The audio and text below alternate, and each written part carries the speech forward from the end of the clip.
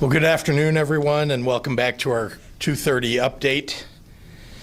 Our battle against this pandemic has been waged on two fronts. The first is what most immediately comes to mind, and that's protecting the health and safety of our communities. But the second front is also critical: mitigation of the economic impacts of this pandemic on our residents and on the small businesses who employ them. I've directed my staff and agency directors to do everything in our power to help our residents who are hurting. That includes directing tens of millions of dollars to support our small businesses and offering sales tax payment delays where we can. Supporting individuals and families who rent their homes by banning residential evictions. Delaying income tax filings until July. Increasing and expediting unemployment eligibility, and expanding Medicaid coverage. There are countless people in our state agencies who are working behind the scenes day and night, 7 days a week, to find every possible mechanism to support our working families. They will not stop until this virus is defeated. Let me take a moment to highlight the work of one of those groups of public servants, the women and men of the Illinois Department of Financial and Professional Regulation, which has played a key role in so many of our efforts to soften this virus's financial impact. We've paused the repossession of vehicles. We've asked the three major national credit bureaus to refrain from negative credit reporting at this time. We've assisted state credit unions and banks in navigating the distribution of U.S. Small Business Administration loans. We've urged those same institutions to offer payment forbearances and waive late fees. And we've called on mortgage lenders, servicers, and banks to grant 90-day mortgage forbearances. That ongoing work brings us to today's announcement. The Federal CARES Act provided much-needed relief for those with federal student loans who are struggling as a result of the COVID-19 pandemic, including automatic suspension of monthly payments and interest and halting involuntary collection activity until September 30th of 2020. But that federal action left out the millions of people nationwide who are repaying private and non-federal student loans. These are people just as affected by the financial turmoil of this pandemic as their counterparts who are covered by the CARES Act. I'm happy to announce today that, as of today, nearly 140,000 more student loan borrowers in Illinois will now get relief. IDFPR has worked tirelessly to secure loan relief options with 20 student loan servicers, allowing borrowers to request a 90-day forbearance, waived late fees, no negative credit reporting, the pause of debt collection lawsuits for 90 days, and enrollment in other borrower assistance programs. These servicers include Navient, Nelnet, Ed Financial, LendKey Technologies, Upstart, Mohila, and others. IDFPR worked with other jurisdictions to create this multi-state agreement, which was negotiated to include borrowers in Illinois, California, Colorado, Connecticut, Massachusetts, New Jersey, Vermont, Virginia, and Washington State. Impacted borrowers can immediately contact their loan provider to get relief with these new options. This is new, so even the lenders are getting up to speed on this. So if for any reason a borrower experiences trouble securing the agreed upon relief from their provider, you should reach out to the IDFPR Division of Banking, the Office of the Illinois Attorney General, or the U.S. Consumer Financial Protection Bureau. Contact information for all three of those enforcement agencies is available on our COVID-19 website, and that's coronavirus.illinois.gov. I'm so proud today to share another critical update from another of our agencies, and that's the Department of Human Services. Illinois requested an expansion of benefits to help put additional food on the table for all Illinois SNAP households with school-aged children, more than 300,000 in all. And that expansion has now been approved, delivering an additional $112 million in food assistance to children across the state, with distribution that began yesterday, April the 20th. For families already receiving SNAP benefits, this increased assistance will be automatically added to Family Link cards. There's no need for you to call or visit an office.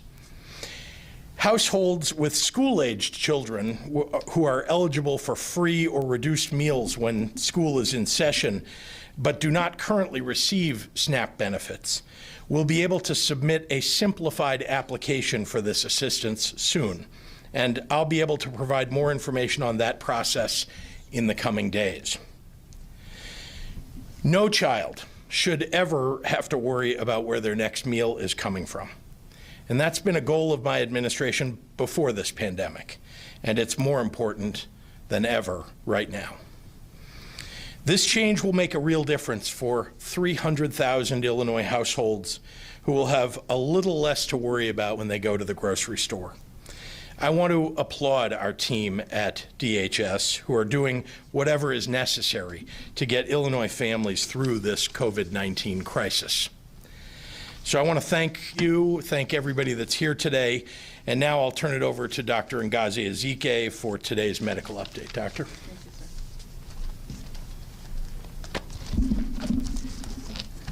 Good afternoon. And thank you for the media members for covering these press briefings every day. It is vitally important that we get this message and these information out to the public so they can make informed decisions. So thank you for your work. I also want to salute and give a nod to all the lab professionals throughout the state. It is National Lab Professionals Week. And so as we think about all the COVID testing as well as all the other testing that goes on in the labs, I salute and thank all the lab professionals for their hard work. Today I'm going to give a lot of numbers, a lot of data updates. I'll start with the number of new cases resulted over the last 24 hours. That is 1,551. That brings our statewide total to 33,059. Unfortunately, I have to announce 119 new fatalities, which brings our toll of fatalities to 1,468. Because of the severity of the illness that this virus can cause, we have been monitoring our healthcare capacity. We're following very closely the hospital admissions, the people who are in ICUs and that are on ventilators. As of last night, 4,776 individuals in Illinois were hospitalized with COVID-19. Of those, 1,226 patients were in the ICU, and 781 patients were on ventilators. 30% of hospital ICU beds across the state are open and available should anyone need intensive care. Of the ICU beds that are currently in use, 55% of all of them are being used by patients with COVID-19. It's also important to note that 60% of all the ventilators in the state are available for use. Just over half of the ventilators that are currently being used are being used by patients with COVID-19. As we continue to collect and analyze the data, we are seeing that people are recovering. As we continue to survey individuals with COVID-19, we have found that 54% of the cases reported to public health less than 2 weeks ago report no longer having symptoms and being recovered. For those who reported a positive test 4 weeks ago, 77% of those reported being recovered. This is encouraging news, and I hope it will strengthen our resolve to continue the very tough sacrifices that we continue to make. We must continue to stay at home. We must continue to wear our masks if outside. We must continue building on the progress that we have made and sustain it. Let's keep being all in, Illinois. And with that, I will summarize comments for our Spanish-speaking population. Buenas tardes y gracias a los reporteros que cubren estas sesiones todos los días. Es importante compartir esta información al público para que puedan tomar decisiones informadas. Gracias para su trabajo. Hoy voy a compartir algunos importantes datos. Reporto 1,551 casos nuevos de COVID-19 y en total 33,059 casos totales. Y con gran tristeza, reporto 119 nuevas muertes. En total, 1,468 muertes en el estado.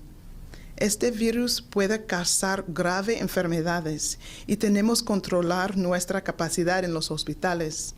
Desde anoche se informó que 4,776 personas en Illinois fueron hospitalizados con COVID-19. De ellos, 1,226 pacientes estaban en la ICU y 781 pacientes estaban en ventiladores. El 30% de las camas de ICU en todo el estado están abiertas y disponibles para personas que necesitan cuidados intensivos. De las camas de ICU que se utilizan, el 55% son pacientes con COVID-19. El 60% de los ventiladores en el estado están disponibles para su uso. Un poco más de la mitad de los ventiladores que se utilizan son utilizados por pacientes con COVID-19. Sin embargo, a medida que continuamos colectando y analizando los datos, estamos viendo que las personas se están recuperando, aunque está tardando un poco más. También continuamos encuestando a personas con COVID-19. Hemos encontrado que el 54% de los casos reportados menos de 2 semanas informan que ya no tienen síntomas y se sienten recuperados. De los que fueron reportados entre 2 y 4 semanas, el 61% reportó recuperados y el 77% de los que fueron reportados más de 4 semanas reportaron recuperados. Estos son buenas noticias y espero que ayuden nuestra determinación a continuar los sacrificios que estamos haciendo. Debemos continuar construyendo sobre el progreso que ya hemos hecho. Sigamos luchando juntos para Illinois. And with that, I will turn it over to Governor Pritzker. Good afternoon, Governor. Elizabeth Matthews, pool reporter, Fox 32. Good afternoon, Elizabeth. Guess I'll go first. So the models are showing, you say, that maybe our peak now, what was thought to be maybe mid-April, might now be mid-May. Can you tell us about that? And if that's the case, why hold off on extending our stay-at-home order? Yeah. So we'll be talking more about our models in the coming couple of days, but suffice to say that we're working hard to try to make changes to the stay-at-home order. But we are in the stay-at-home order now, so I think I've given enough information to people so they understand that the peak is still yet to come. We need to be careful, but I wanted to give our staff and myself enough time to have conversations with the epidemiologists and the experts and people in different industries to try to understand what we could do, not just in the very near term about changing the stay-at-home order in some ways, tweaking at the edges and trying to make it easier on people, but also what we will do going forward if, in fact, the peak comes in mid-May or, whenever that may come. We need to have 14 days after that, as you know, according to many of the experts, so where the numbers are going down. So we're looking at all of those things and working on it now. So just as a follow-up, so say if we don't hit that peak until mid-May, do we have to be in your belief, do we have to be in a stay-at-home order until we hit that peak? Well, again, we will be making some changes to the stay-at-home order as it is, but it is true that it is working. And so to pull it off, a stay-at-home order, it seems to me, to remove it, as I see some other governors may want to do, to remove it entirely is to simply open everything back up to infection. We heard Dr. Ezike saying in the last couple of days that the number of people that are getting infected by a single person who is infected has gone down significantly since we put the stay-at-home order in place. That will go right back up again if you remove all the restrictions. Gotcha. Can you give us an update on McCormick Place? Number of patients that are there currently, all COVID-19 from our understanding, either you or Dr. Ezike. Number of patients, how many have been treated total? Is the 3,000 beds, is that still in place for Friday? And if it's not, do we need those beds? Do we halt the assembly of that? I'll give the non-medical part of that answer, which is, we're looking at all of the plans that we put in place. Remember, the original projections for our state were that we were going to see, before the stay-at-home order and even right after the stay-at-home order, the projections, even the public models, which aren't that great, but even those public models, as well as the private ones that we were looking at, showed us off the charts, and needing a lot more hospital beds than exist in the state today, which is why we've been building up the hospital capacity within each hospital, in addition to having these alternate care facilities. So we were preparing and working very hard to make sure that we have all the beds that we need. I'm hopeful that we won't need everything that we've made plans for. And you've asked about the one facility, McCormick Place. I'm hopeful that we won't need to, build out every part of that. But we did want to be prepared, and we still do, because one of the challenges that we have is we don't really know. A model is simply a model, and you have to actually get to the peak and start down the other side of it before you know that you've hit a peak. So April 24th, was that the date for the 3,000 beds? Is that correct? Yes, I think that was April 24th is Friday, I think. Is that right? Yeah. So we're going to hit that? Well, again, we're looking at making a few adjustments to that, but we'll make announcements as that happens. We're looking at making some adjustments, but still we would have significant capacity at McCormick Place going forward, just in case, not knowing where the peak really will end up. And then another question about McCormick Place that maybe you could answer, the cost of keeping it up every day. Do we have that projection? I don't have that projection for you, but certainly we'll be providing all of that. And remember, some of that cost, much of that cost will be borne by the federal government, which in the CARES Act provided funding for states to pay for coronavirus expenditures, as well as for hospitals. Some of that will get covered.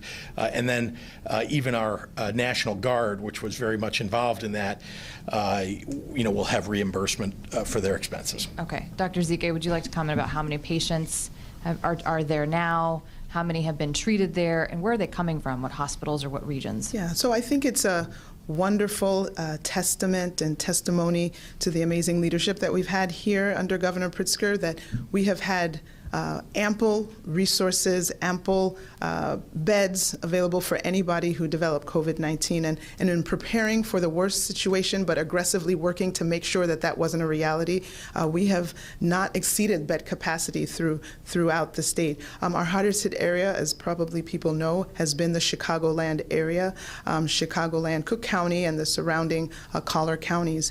And so we've had a few patients, less than a dozen patients that have been transferred from Chicago area, more Cook County and surrounding county hospitals. Less than a dozen patients have been treated at McCormick. And again, a testimony to the fact that we made aggressive moves in the beginning that kept us from realizing the expected peak. Thank you, Dr. Yeah, Zika. can I just remind you that the consequence of being underprepared would be the loss of life, and the consequence of being overprepared would be that we built out more than we may have needed, and nobody can know exactly where we'll end up until much after we've hit the peak and moved off of it. This is from my colleague Mike Flannery. The New York Times has a front page story today reporting it could take years before New York City completely recovers from the pandemic. Speaking of particular theater, restaurants, tourism-related industry, are we going to see that in Chicago as well?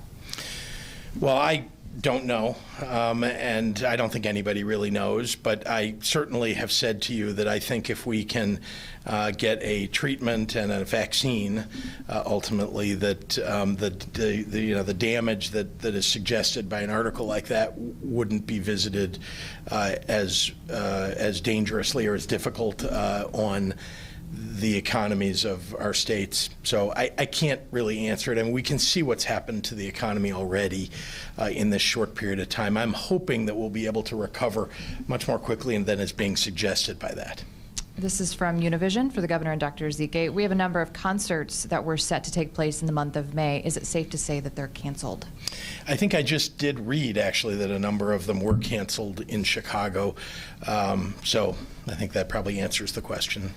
From Eric Hong with ABC7, even as you begin to reopen businesses on May 1st, are there enough hand sanitizers, cleansers for a lot of these businesses, especially small mom and pop places? Large companies can't even get their hands on enough hand sanitizers and cleansers. Is there enough of that type of material to be able to help businesses reopen? Yeah, so I want to caution that I don't think there's going to be some mass opening of lots and lots and lots of businesses on May 1. But to the point, do we have enough hand sanitizer or dispensers?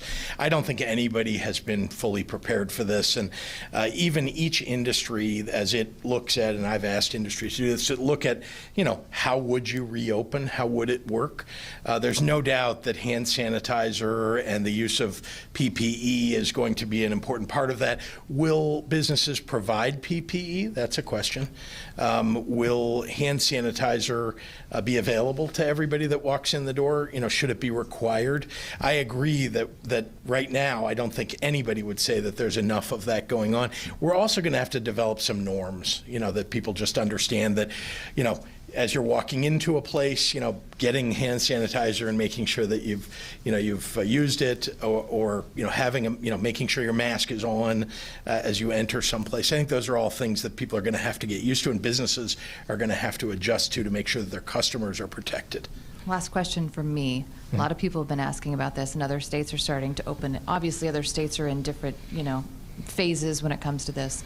Golf courses. People are so anxious just to get out on the green, to be outside. Golf courses, maybe you could do it in a socially distant kind of way. Is there any talk about opening up those type of sectors when we go into that? Does that all kind of come into your decision making?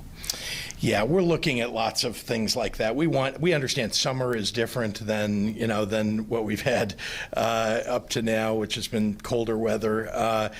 We want to consider all of those things. That's just one of the many, many things that we've tried to take into consideration. But I do want to remind everybody that, once again, we have bent the curve because we have had a stay-at-home order.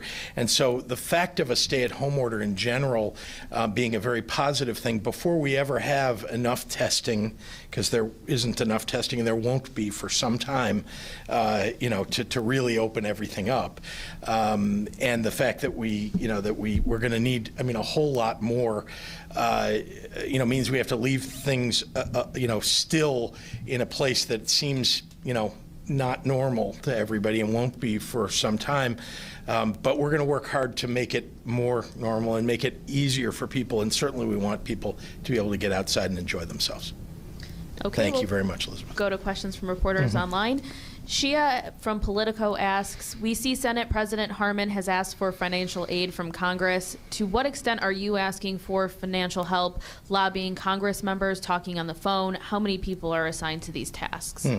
Well, I don't think there's anything that can be more effective than a governor calling another state governor and talking to them about reaching out to their delegations. A governor does have the ear of members of their delegation. nation. And so I've made many, many calls like that on behalf of our common interests in all the 50 states to get the federal government to help us with support for our states and for the industries in our states and so on. I do that quite often, and a number of members of my staff have also been on the phone with staff members of those various representatives and senators across the nation. Bruce Rushton from Springfield Times. How much has the state spent on former Vibra Hospital in Springfield, and can you break down the costs paid between the building owner and the operational and remodeling costs? I can't do that for you right here at the podium. I don't have it in front of me. But at this moment, there's been no work done on Vibra, so at least that part of any expenditure has not been undertaken. Pete McMurray at WGN Radio. For Dr. Ngozi Ezike, how worried are you for a second wave of COVID-19 this fall? I think we should be concerned. Obviously, we're following information and data that's coming from all around the world. We know that the fall is already traditionally an established time for flu outbreaks and flu. So the flu is our epidemic that we see on a scheduled basis. So if there was supposed to be any resurgence, we could see why that would be at that time. And so if you had COVID as well as flu, it's very concerning that that could be a significant second wave or a second surge. And so that's why without a treatment, without a vaccine for COVID, those two overlaid could be very, very problematic. John Kraft asks, have either you or the IDPH director issued a directive that anyone who tests positive in another state with a residence in Illinois be counted as an Illinois case? So there are rules on how to count cases, and we've had many situations that were a little complicated where an individual was maybe on vacation here and was found to be positive, and so later we had to adjust the count and shift that to another state, and likewise people who were outside of Illinois but who had their primary residence that was state. So those changes are made as we identify what the primary residence is. Those are relatively few and far between as far as I have seen. Ben Cox at WLDS in Jacksonville is asking about IDOC redeploying guards and staff from a West Central Illinois prison to Stateville. IDOC couldn't confirm the numbers and from where, but how long has this been going on in terms of having people work at different facilities? It's only done when there are not enough workers at a particular facility. So it's I can't tell you exactly how long, but it's in the weeks, let's say. Time period, but we want to make sure that everybody is safe in each of these facilities, and that's one of the reasons that we've made sure that we have enough staffing wherever it may be needed, because some staff end up needing to be quarantined or needing to stay home because they're ill. Jamie Monks at the Tribune says you're predicting Illinois will reach its peak in mid-May. What models are you using to reach that conclusion? And can you expand on what reopening plans vary by region may look like for Illinois and specific differences you're considering? We'll be talking more about our curve that we've been using and continue to use, and in the very near future, and I will obviously from that we'll be talking about what changes will be made and how we might think about what the future opening of different kinds of industries and businesses will be. Good afternoon, everyone. Before I get started on any kind of briefing today, I would like to just take the time to do an official part of my job today, and it has to do with signing a bill. One of the priorities we had in the governor's office, so we're in a little unusual circumstances today, but everybody's here. But one of the things that was a priority of the governor's office and many of the legislators was to do House Bill 1511 and 1452 into law, which is the military reciprocity bill that we're going to be signing here just in a few minutes. I want to thank Representative Steve Lynch for helping with this bill, Representative Nick Schroeder for the co-sponsor of it, Senator Justin Brown in his area, and Senator Bob Onder. All of them had a lot to do with this bill. But it was a great honor for me to be able to get this through the legislation today, especially as a veteran. And one of the things we do know when the spouses come along with their military families, how important that is. And number one concern that the spouses have is what are they going to do about jobs when they get here. So with the reciprocity bill we're doing today, we're going to be able to do a lot of pieces of the legislation, and the certificate part of it we're going to get to not do for those spouses, and they're going to be able to go to work a lot faster than what it had been in the previous. And so we're going to be able to waive a lot of that bills there. But military advocate Joe Driscoll's here today. Joe has did a tremendous amount of work on this. Me and him was in Fort Leonard Wood and across the state talking about this before the COVID-19 issue. But I'm going to let Joe come up and say a few words this morning. Joe? Governor, thanks very much. I'm very happy today to be here today on behalf of the 16,000 active duty service members, their families, and especially their spouses to thank you for signing this really important bill. Your signature means that Missouri joins 14 other states around the country. There are now 15 that provide this full license reciprocity for military spouses who move from one state to the other. Thank you again for making this one of your priorities. I think it shows as to your commitment. I also want to congratulate Representative Steve Lynch and Senator Justin Brown, whom the governor made reference to a few minutes ago. They had some dogged determination in order to get this bill passed and to get it done before the legislature went home for a while. I'm proud to note that this was the first bill to pass during the session and one of only 2 non-appropriation bills that the governor's been presented with this year. In a nutshell, what the legislation does is allows active duty military spouses who hold professional licenses in other states to become licensed in Missouri, and even allow them to make application for those licenses before they get to their new duty station here in Missouri. In the past, the state only issued courtesy licenses, that is, licenses that were temporary, and then those military spouses would have to provide further evidence of their education and qualifications to licensing entities. The new law is important for 2 reasons. One is it shows that we're being a good partner with the military.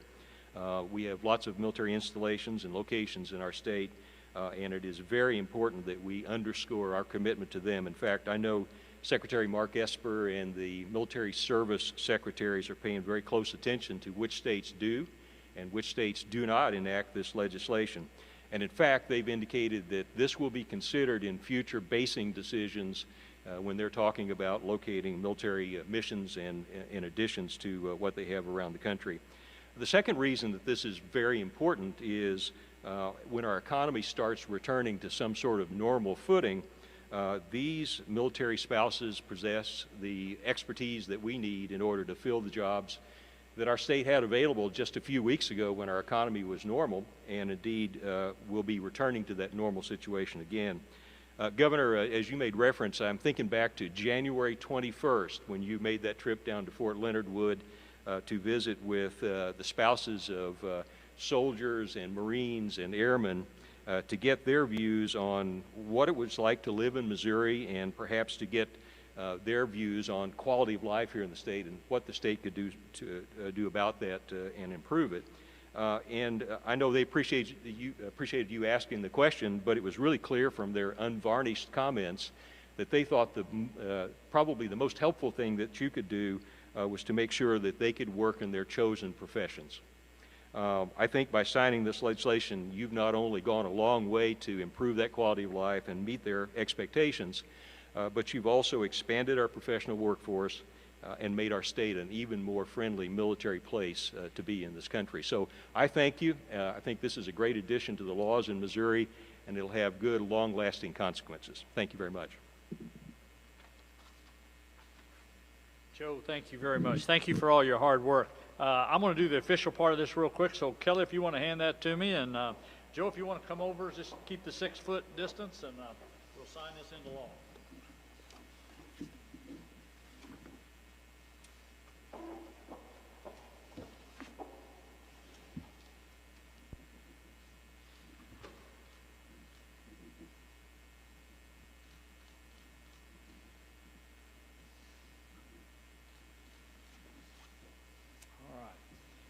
That makes it official for all of us.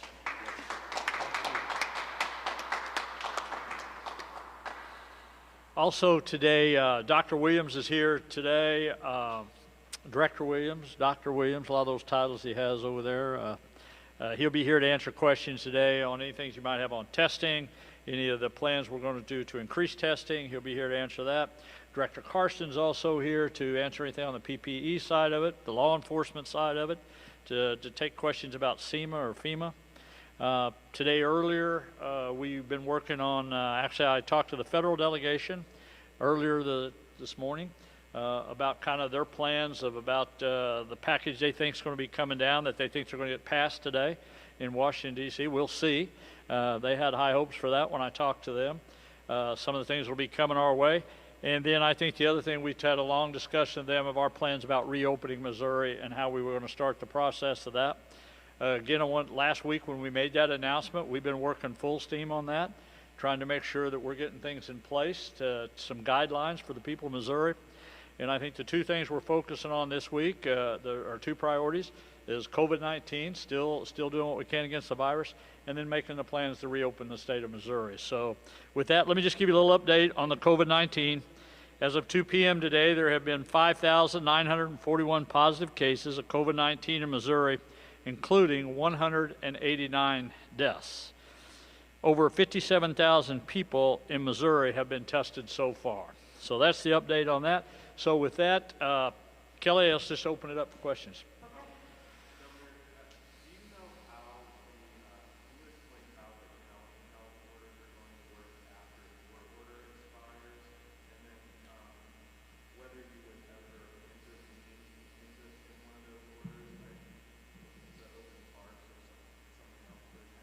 Yeah, I think you're going to see, we're going to take a look at open, we're going to look at recreations, we're going to look at sports, all the possibilities to open up the state. We're going to take a look at those things.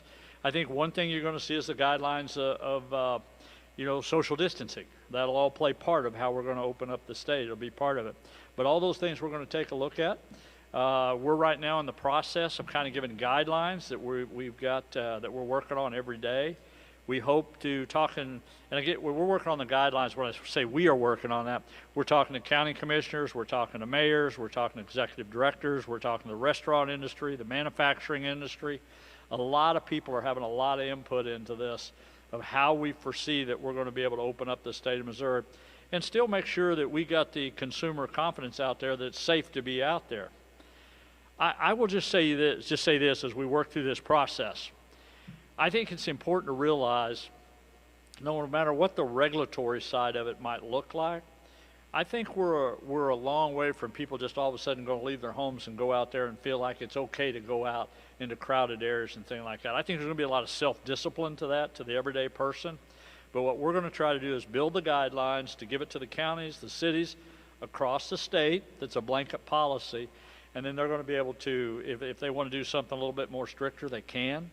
Upon that. But what we really want to do is give everybody the guidelines to start the process. So if the county wanted to issue an order, is it still be in effect after your order expires? I'm sorry, what was the first part of it? If a county issues an order, would it be in effect after your order expires if the county wanted to? Well, if the county does an order, whether they do it now or whether they do it after the new one, they can do stricter guidelines. So they could have one in place. It was stricter guidelines of what we can. It just can't be any less guidelines than what we are. Yeah. You'll have to step up here. I can't hear you that far away. Do you have an ETA on beginning phase 1 of reopening and also phase 2 of reopening? Yeah, we're working on that now as we speak. We're working on it. So we hope sometime towards the end of the week we'll kind of finish up the guidelines of it. And then next week we hope to be able to put that out to, we're going to want to put it out to the county commissioners, the mayors, and the people in the local areas as soon as we can. But we hope by next Wednesday we'll be at the point where we'll have things pretty well in place for people to view that. Governor, over 300 people gathered outside the Capitol today asking for you to reopen the economy. They did single you out specifically to say that your stay-at-home order went beyond your constitutional powers and to say that you were infringing on their liberties. How do you respond to their criticism? Yeah. Look, we've been doing this for weeks now, for months. We announced last week we were going to open up the state. So I mean, I get them protesting today, and that's fine. They have every right to do that. But you know, what we've been asking people all along is to stay home. That's what we're simply doing and going with the guidelines of the state. They have every right to be out there. We announced last week we're going to open the state. We haven't changed it. We're going to continue on that plan.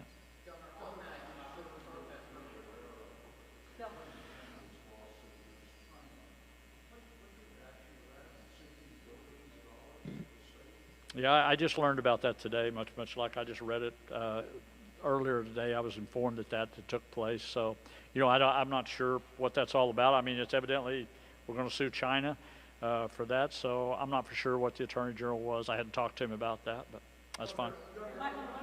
I'm going to let Kelly kind of do the question that way. And let me just.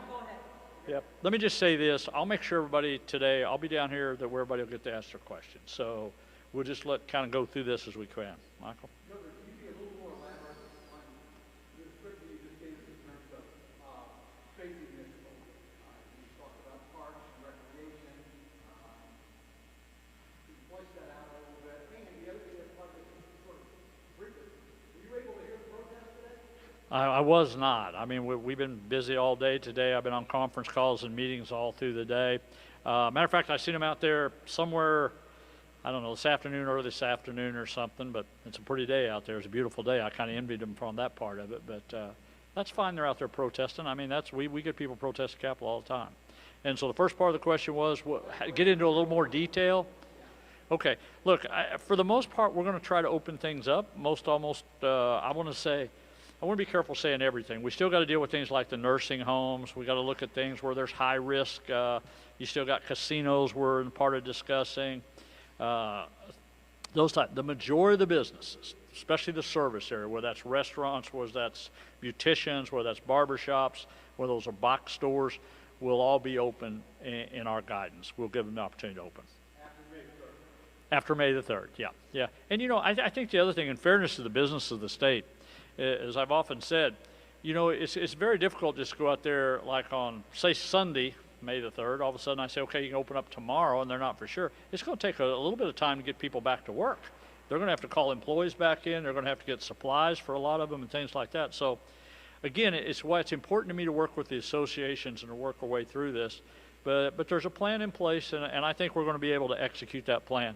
And then it'll be an ongoing process. So I don't want to think just because the way we open up, let's call it phase one, whatever you want to call it. But, you know, we're going to have to work our way through that and make some adjustments and see how we do this. But for the most part, we're going to open up businesses in the state. We're going to put as many people back to work as we can. Governor, you've been emphasizing the importance of social distancing. Dr. Williams, you have as well. Today, many of the protesters were in crowds and they weren't wearing masks. What are your thoughts on that? And Dr. Williams, if you could just answer this as well.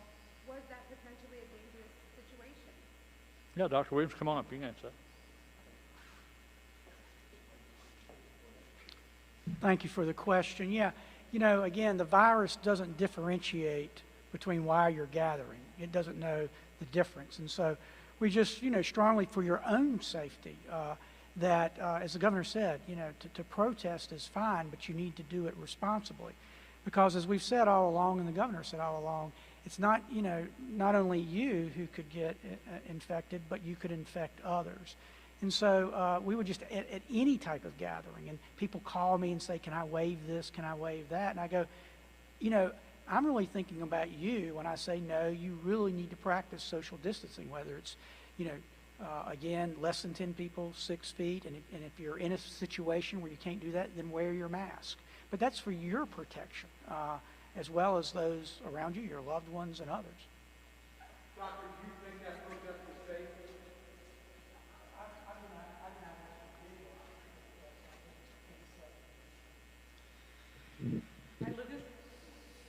Governor, you mentioned that you talked to the federal delegation today about some of the work that they're doing.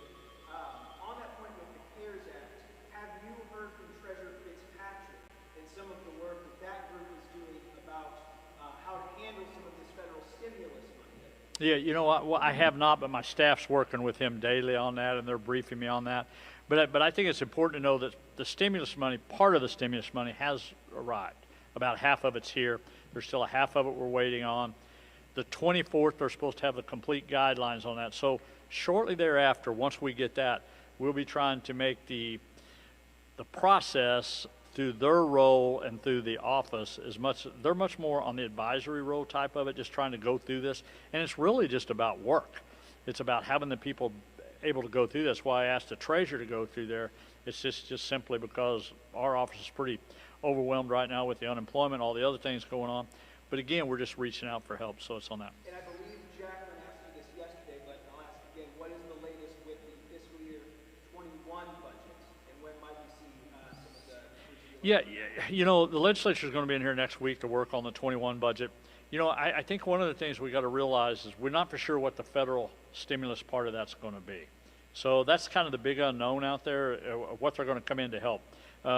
And what they're going to do, are they going to be in to help with part of the tax revenue loss for the states and the cities and the counties? We just don't know that yet.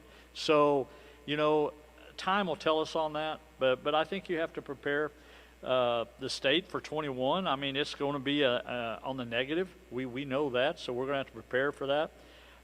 It's going to be several $100 million that we're going to have to figure out how to get out of the budget to prepare for 21. However, I have talked to several people on some of the financial people. They think there's a good opportunity for the fourth quarter this year, things in the third and the fourth quarter, that maybe the economy can come back pretty strong. So, you know, we hope that's going to happen, and maybe that changes those numbers. But for right now, we have to balance the budget. It's just that simple, and you only got so much money to do it. So I think it's important that people know that, because whether you're a small town in Missouri or a county, thinking that maybe the state's going to be able to come out there and help us out, to bail us out of some of this, I'm not sure that's going to be possible. So again, it's back to the federal stimulus money. That's the big unknown out there. But everything on the federal money that's coming is pretty well related to COVID-19. So it just has to be paid for that, and you're going to have to make sure that the receipts, and you can prove that whatever those reimbursements are, go to that. Governor, the state of emergency and the social distancing, everything that's gotten us to where we are now, was any of that avoidable? Could it have been done any other way? Why or why not? Yeah, I didn't hear what the question was. I'm sorry. The state of emergency and the social distancing, everything that's gotten us to where we are, to the point of some of the protesters outside today, was any of that avoidable? Could it have been done another way, or if so, why or why not? You know, look, Missouri's going to have to use common sense here and be smart about this. The majority of the Missourians are doing what they're being asked to do. We know that just because we've seen the curve on the coronavirus. There's 6 million people in this state. Let's just be realistic about it. There's not going to be somebody out there that can separate somebody to make sure you're 6 foot apart all the time, everywhere you go. You know, we got to take that responsibility on ourselves, and people in this state do, and I think they will, because I think the majority of people is going to think of their own safety also, and the concern of that. So I think Missourians are going to step up to that challenge, but we're going to continue to recommend some sort of social distancing as these orders go through and these guidelines go. They'll be part of that.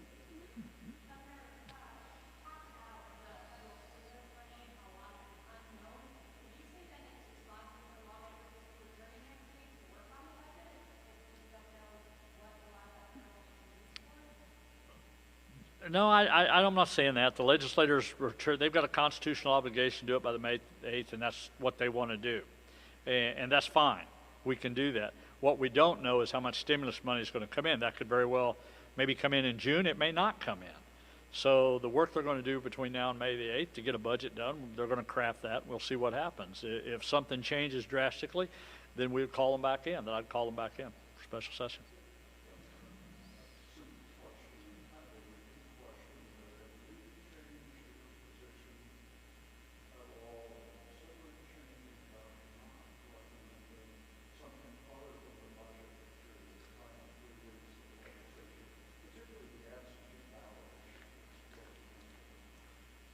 Yeah.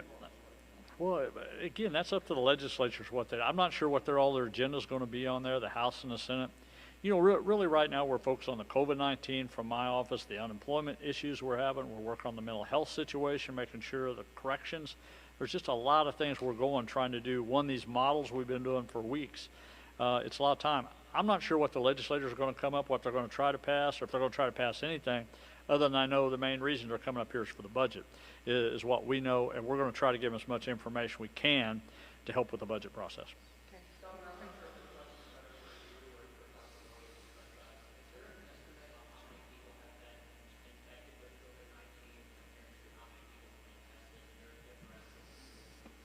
Dr. Williams. Thank you for the question, and we're intensely looking at that right now. I just got off a phone call with the White House with Ambassador Burks and Admiral Giroir. So, as you know, this is all changing very rapidly. We now, and LabCorp announced today that you can do at-home testing that they're going to make available. There's saliva testing that's coming on board. But to your question, what is the prevalence? And so you're seeing some research coming out of Santa Clara County, some research coming out of LA, looking at that. There was a study, not a study, a survey closer here. And so that's one thing we're very interested in, and we're going to talk more about is, obviously the way you normally do a seroprevalence study is with antibodies. But we won't have that capability for about 3 weeks. So we're looking at other ways to answer the question exactly. I will tell you that if you look at the very limited research nationally, people would quote a prevalence of about 2%, maybe 3%, including asymptomatic people and symptomatic people. So I think that's a number we kind of walk around with. But obviously that number is going to be very different for Worth County and Gentry County, I believe, than it is going to be for St. Louis County and St. Louis City, where we have half of our cases. And so when you talk about it, it's going to vary around the state because it's a very diverse state. So we're very interested in that as well for the reasons we've talked about. It would help people know if they think they might have had it, but they never got tested. It would certainly help our first responders. And it also helps us, we've always committed to this being science-driven. That's why we do so much testing. And antibodies and prevalence studies using PCR will give us more information. As we transition into recovery, it would be very helpful to know that very thing, and we have a plan to kind of get us there.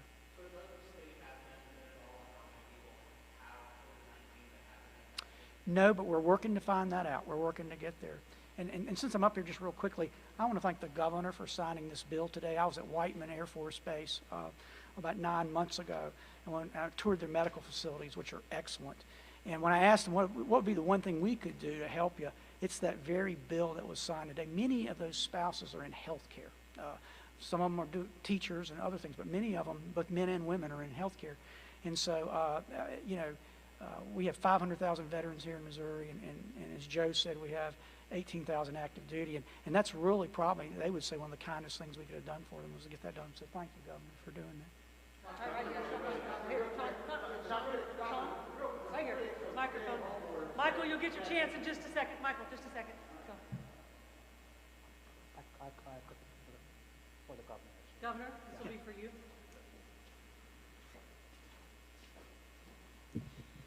So earlier in this crisis, you actually ensured that the entire state of Missouri will be eligible to receive the SBA Paycheck Protection Programs.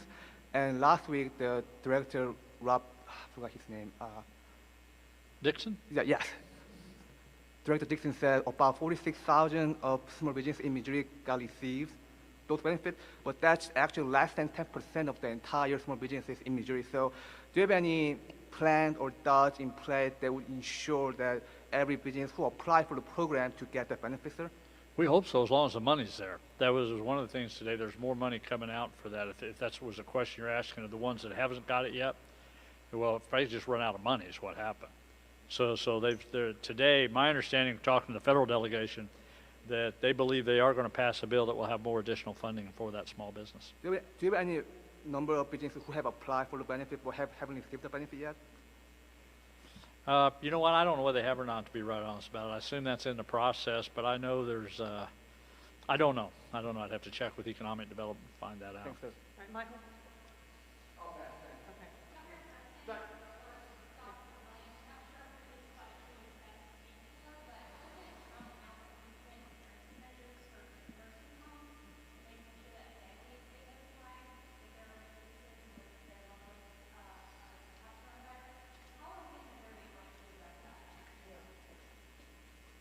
Thank you very much for the questions. I've been working on that a large part of the day.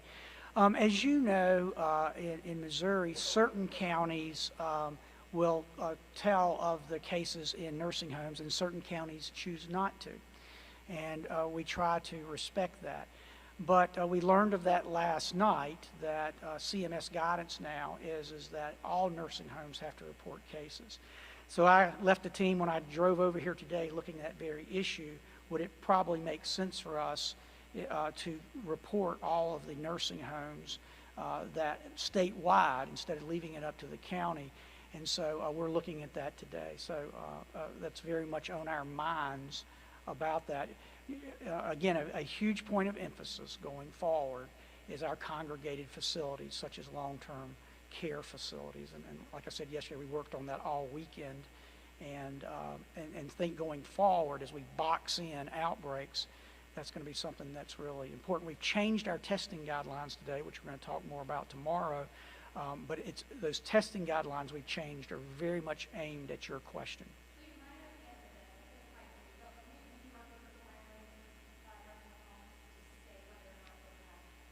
Yeah, we're very strongly considering it today. Yes, I'm asking. I asked my team today to research that, see what other states are doing. It's been an issue here in Missouri because some counties do it, some don't, and so we're looking at that today.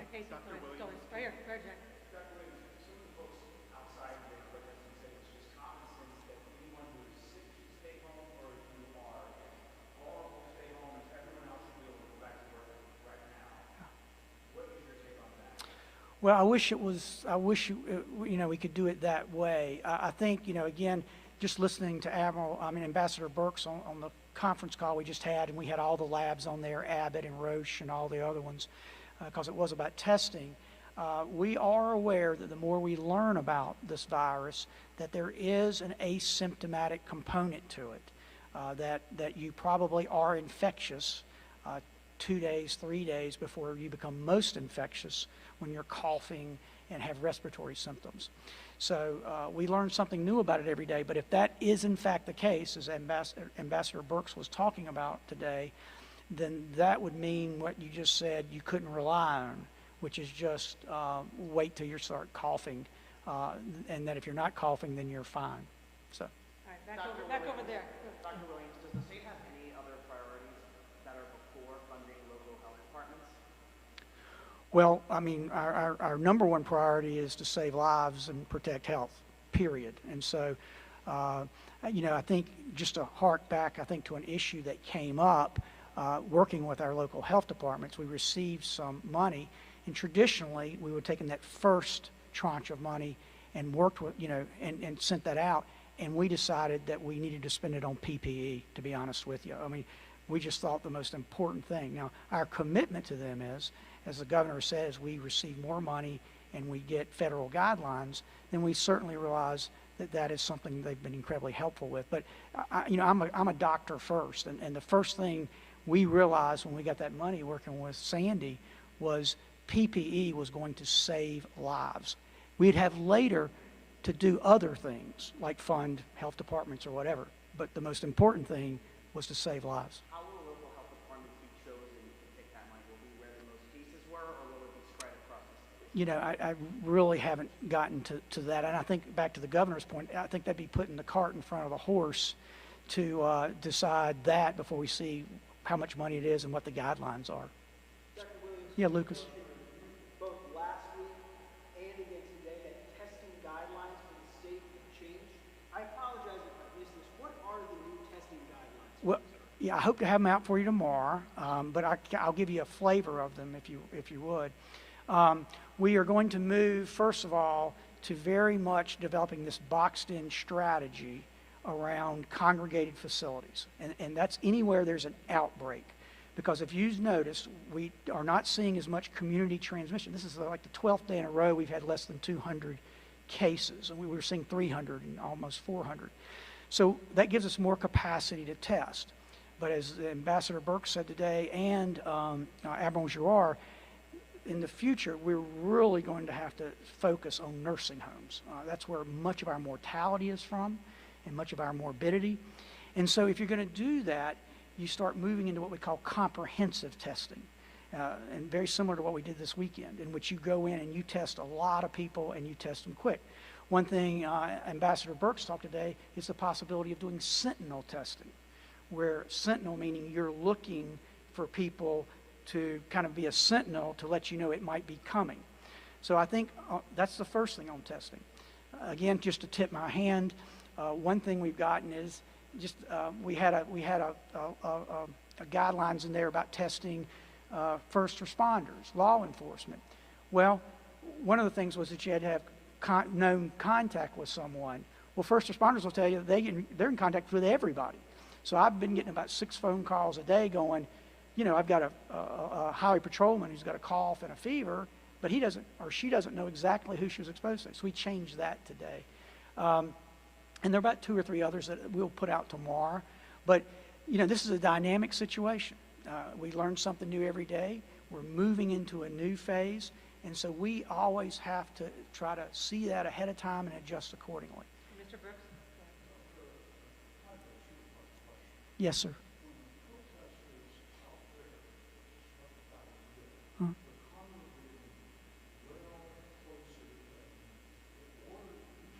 Yes, sir. Right. Thank you.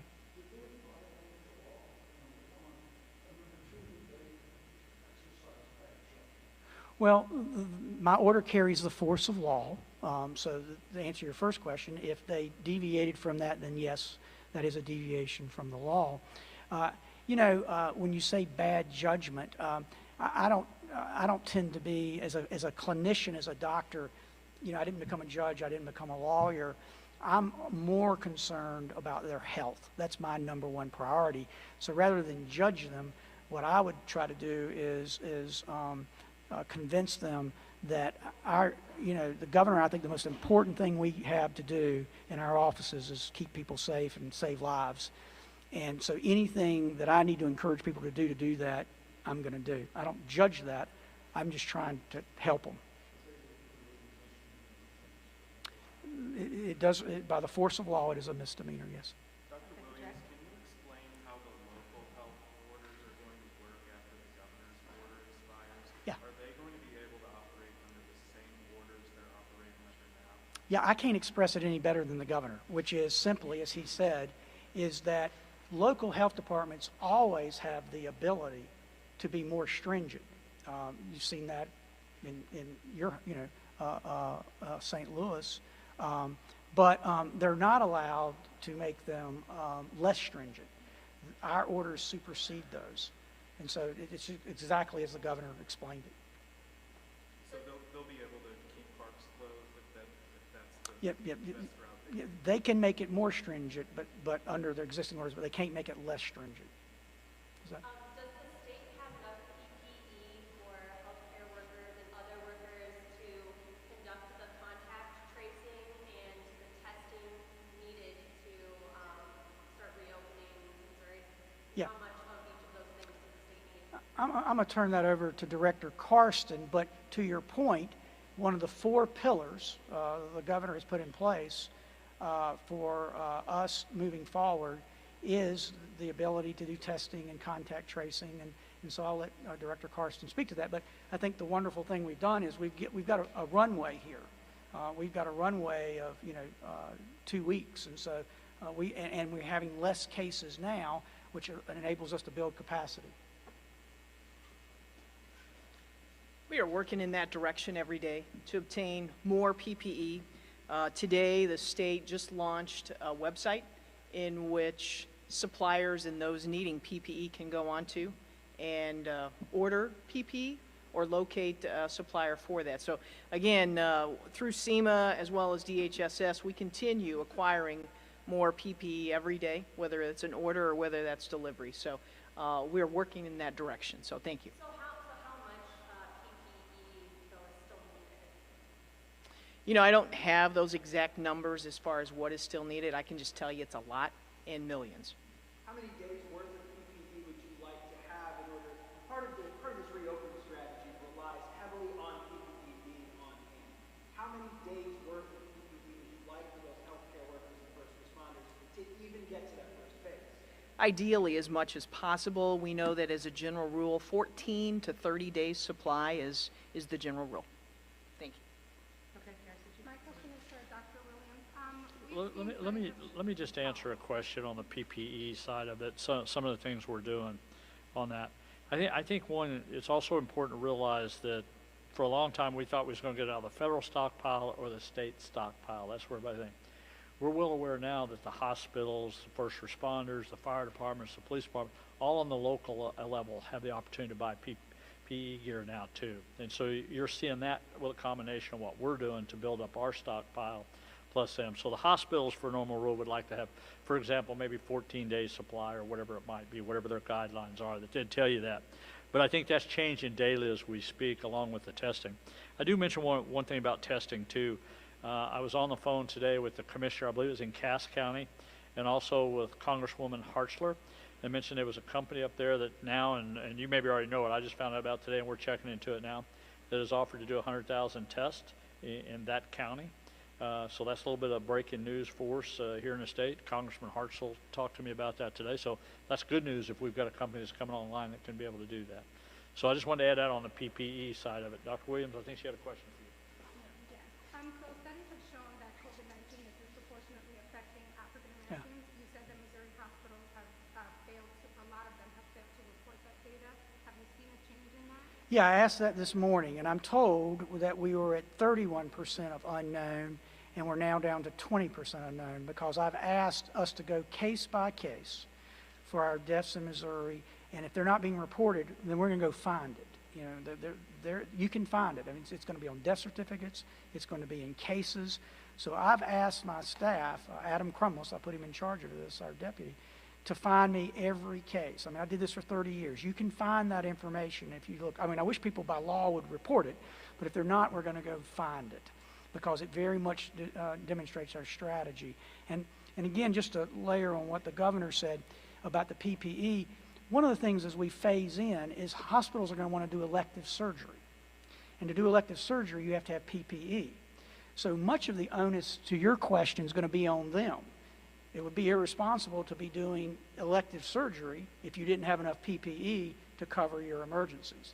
So that question will in many ways answer itself about what is the right number, because they are going to be required to have enough PPE. They can't be doing elective surgery if they don't have any PPE to cover their emergencies. Dr. Do you know hospitals need to find that information on race, or they could be fined money? No, not find as in F-I-N, but find as in we're going to go find it. I mean, I've done chart review all my life. You can go find this information. We've gotten it down to 20%. We're going to keep going until we get it to 100%. Another question about that. We're seeing in New York City that the governor there is putting testing sites in areas that are more diverse. Are there any talks about doing that here? Again, it's been a busy day.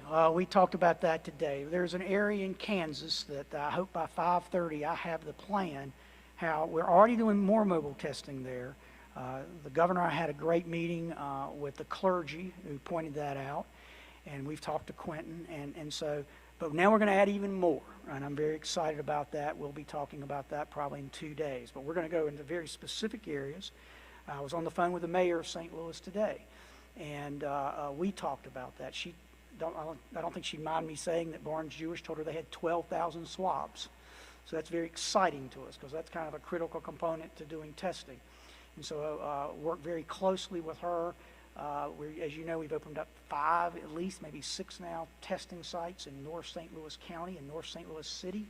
And we just want to make sure that in those areas, but I'm getting a little bit ahead of myself, but to make up, we've been asked about seroprevalence.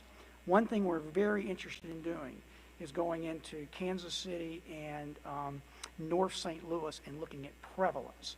And we have ways of doing that, through our testing that will answer 2 questions. One, do symptomatic and asymptomatic people have exposure to COVID-19? So that's going to be one of our priorities, is to look at that, because we see more morbidity there. Doctor, Yeah, Lucas. I guess 20% unknown. Would you mind sharing of those known cases how the deaths break down by racial demographics? What I was told, I have not seen the data myself, was that it was, and I wasn't given a number, but that the majority were Caucasian. But how much of that majority, I don't know. Adam Crumlis is the one that answered that question for me. I called him at. Governor, we have time for one more question. Philip? Governor, I think it was last month that the Department of Homeland Security put out the guidance of what is essential and non-essential. But can you kind of walk through for Missourians again how you actually reached those decisions in your stay-at-home order, how you concluded what is essential and non-essential? Yeah, well, I'll go back to an issue that I was troubled with to a certain degree is who gets to decide who's essential and who's non-essential. I think that was one of the biggest issues that I faced as governor, trying to select who those people were, and for me, when we open back up, to me, everybody's essential. Every worker is essential because, so many times when you hear that word non-essential business or essential, when that all first started, look, everybody was scared. There's a little bit of panic in there, and we just started saying, okay, what is it we really need? So we started declaring non-essential businesses and essential businesses.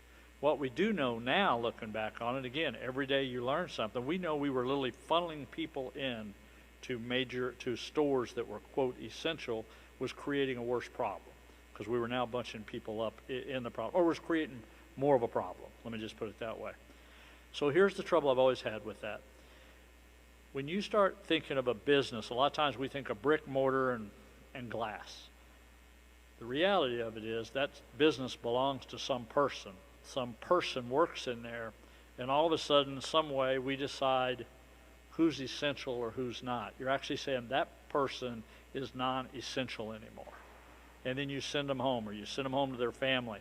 And you almost, to a certain degree, say, what does that say about him and his family together? So it sounds good when we talk about it up here from a podium or we talk about it in the media, but the reality is we're making a judgment call on really who is essential and who's not in life in general, and that was something I've always struggled with. But when we reopen, we will be making sure that there's probably no, quote, non-essential business. We're going to take a look at it. We'll see what risk we have in all those areas, and we'll start targeting the risk, but we're planning on open businesses up across the state of Missouri. All right, thank you. All right, thanks everybody again. Appreciate it. I think we're going to do this, Kelly, Thursday again. Is that right? Okay. We'll be back here Thursday again. Thank you very much for being here today, everybody.